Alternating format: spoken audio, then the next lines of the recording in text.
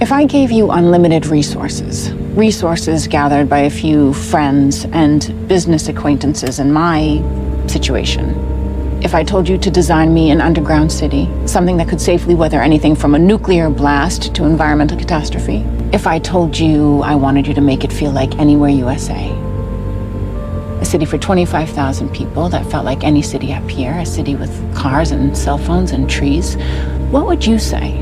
Well, first I'd laugh. Okay, and then? Well, then I'd laugh again. Then I'd tell you it's impossible, you know. 25,000 people. I mean, you'd have to have a space the size of like Toledo.